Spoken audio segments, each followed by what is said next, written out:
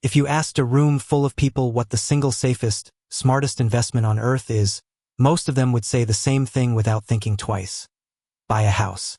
It's the advice handed down for generations. Rent is throwing money away. A mortgage builds equity. Real estate always goes up. Except there's a problem. When economists actually sit down and measure what a house returns, after inflation, after fees, after everything, the numbers tell a very different story than the one your parents grew up believing. And the person who proved it most rigorously wasn't some contrarian internet finance guy. It was Robert Shiller, the Yale economist who co-created the index that literally tracks U.S. home prices, and won a Nobel Prize doing it. Let's start with the number that should genuinely surprise you. Shiller's own research found that over the 100 years ending in 1990, well before the housing boom most of us remember real, inflation-adjusted U.S. home prices rose by an average of just 0.2% per year. Not 2%. 0.2. That's barely above flat. For an entire century, the safest investment in America grew, after inflation, by roughly the same amount as rounding error. Shiller's explanation was almost mundane. Rising productivity in home construction kept pushing costs down, even as land and labor got more expensive, and the two effects mostly canceled each other out. Since 1990, housing has done somewhat better, but Shiller himself points out that even accounting for the 2000s boom and the 2008 crash, the average American home has appreciated only modestly since 1987 once you strip out inflation. Now put that next to the other option people were told was riskier: the stock market. Since 1929, spanning the Great Depression, multiple wars, and a dozen recessions, the S&P 500 has produced an inflation-adjusted annual return of about 6.32%. That's not a cherry-picked bull market window. That's a century that includes some of the worst financial catastrophes in modern history, and stocks still came out dramatically ahead of housing on a real after-inflation basis. To put that gap in perspective with a more recent stretch, since 1995, the Case-Shiller Home Price Index, the housing benchmark itself, has risen a bit more than 310%. Over that exact same period, the S&P 500 climbed over 1,200%, and once you reinvest the dividends, the total return tops 2,200%. That's not a close race. That's not even the same sport. So why does almost nobody feel that way? Because the comparison people run in their heads isn't actually the comparison the data supports. Let's break down exactly where the gap gets hidden, because this is where the real financial literacy story is. First, entry and exit costs. When you buy a stock through a brokerage today, the transaction cost is close to zero. When you buy a house, you're looking at closing costs of roughly 2% to 6% of the purchase price before you even get the keys, appraisal fees, title insurance, loan origination, attorney fees, a long list of line items that don't build you a single dollar of equity. And when you eventually sell, real estate agent commissions typically run another 5% to 6% of the sale price. On a $400,000 home, that's potentially $30,000 to $45,000 in pure transaction friction across a single buy-sell cycle, money that simply evaporates, no matter how the house performed while you owned it. Second, ongoing carrying costs, which almost nobody budgets accurately for. Maintenance alone is commonly estimated at 1% to 4% of a home's value every single year. Industry data from sources like real estate, which put the average homeowner's costs beyond the mortgage itself at roughly $24,500 a year once you include property taxes, insurance, utilities, and repairs. Property taxes alone run a national median of about 1.1% of home value annually, but that swings dramatically depending on where you live, under 0.3% in Hawaii, over 2.2% in a state like New Jersey. And homeowners' insurance premiums have surged nearly 70% since 2021, now averaging somewhere between $2,800 and $3,500 a year nationally. None of these costs exist for a stock sitting in a brokerage account. A share of an S&P 500 index fund doesn't need a new roof. It doesn't have a property tax bill. It doesn't need homeowners' insurance. Every one of those costs is a direct drag on a house's real return that virtually never shows up in the home prices are up X% this year headline you see on the news. Now, to be fair to the other side of this, and this is the part a lot of finance content skips, there's one factor that genuinely does work in housing's favor, and it's a big one: leverage. When you buy a $400,000 house with a 10% down payment, You're only putting $40,000 of your own money at risk to control the full $400,000 asset.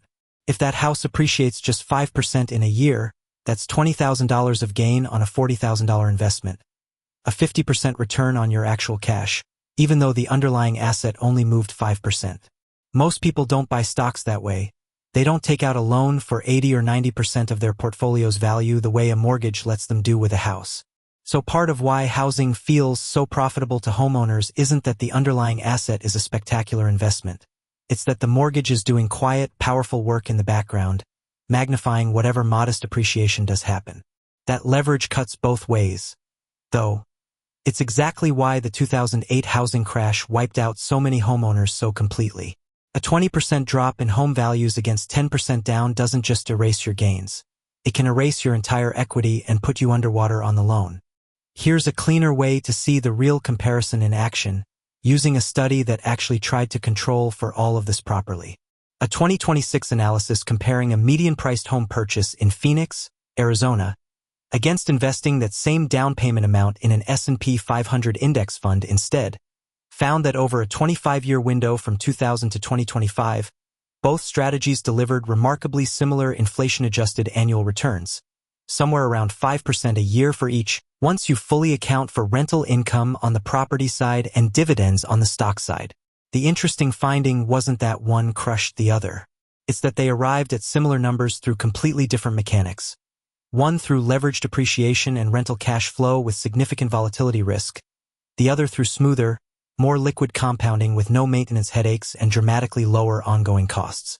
Let's put a real number on what unleveraged real estate actually returns compared to stocks, because that's the comparison most people are unknowingly making when they say buy a house without actually taking out a mortgage-sized bet.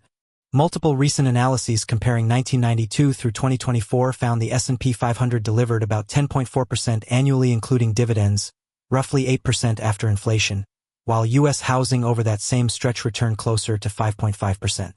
Even studies specifically designed to be generous to real estate, factoring in rental income alongside appreciation, put unleveraged residential real estate at just over 7% a year, only barely ahead of the roughly 7% unleveraged stock return over the same measurement window, and that's before subtracting the maintenance, taxes, insurance, and transaction costs we just walked through, all of which apply to real estate and essentially none of which apply to stocks.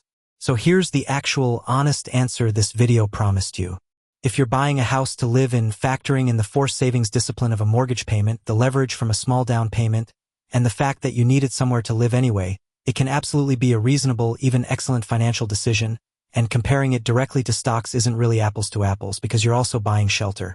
But if you're comparing real estate purely as an unleveraged wealth-building investment against a simple index fund, the actual documented century-plus data says stocks have outperformed housing by a wide and remarkably consistent margin, almost every way researchers have tried to measure it. The houses always go up and stocks are risky, framing that most of us inherited isn't really about which asset performs better.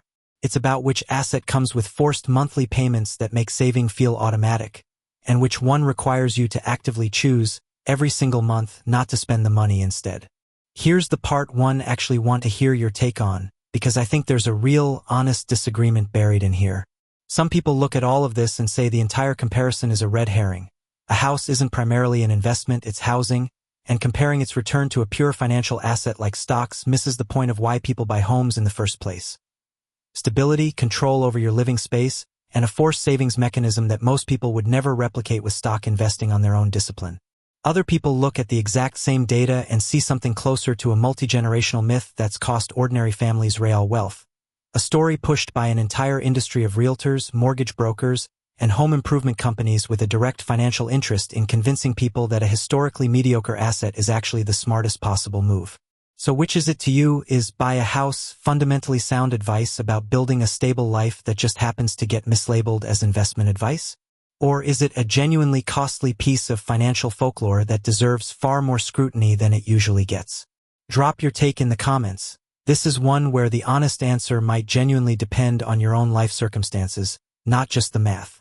Let's close with where the money in this comparison actually goes because, same as every system we've broken down on this channel, there's a real financial ecosystem quietly benefiting from which belief wins out in your head.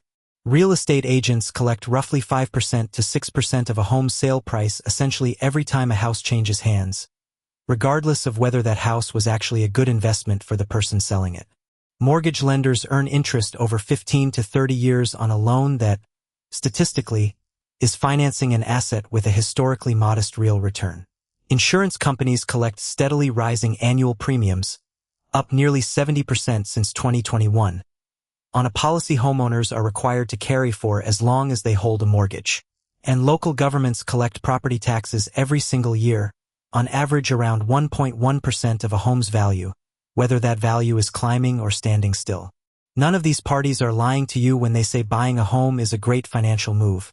For them, it usually is every single time it happens. The house itself, stripped of the story we've told ourselves about it for generations, has just quietly been the more modest half of this comparison the whole time. Whether that changes what you do with your own next down payment is genuinely up to you.